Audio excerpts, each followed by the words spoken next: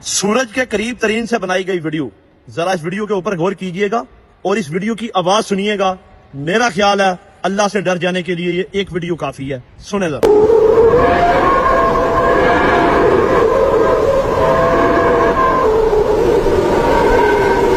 सुना आपने?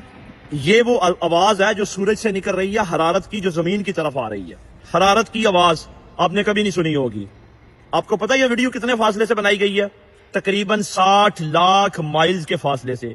उससे आगे उस शटल की कैपेसिटी नहीं थी, क्योंकि दर्जा हरारत जो है वो 1500 डिग्री सेंटीग्रेड तक पहुंच गया था। अगर वो शटल को उससे भी आगे भेजते तो वो जल के भस्म हो जाता। हाँ जी, क्योंकि वो लोहे का था। आप अंदाजा करें। और साइंसदानों के मुताबिक सूरज के गिर्द, सूरज के करीब तरीन जो दर्जा हरारत है ना सूरज की सतह का, वो 15 करोड़ डिग्री सेंटीग्रेड है। 15 करोड़। अगर 40 से 50 डिग्री सेंटीग्रेड हो ना, ये जो हमें जमीन के ऊपर फील हो रहा है, तो हम गर्मी बर्दाश्त नहीं कर सकते। और 15 करोड़ आप इमेजिन कीजिए। और ये वो सूरज है जो रोजे क़यामत अल्लाह की जात हमारे सरों के ऊपर ला खड़ा करेगी।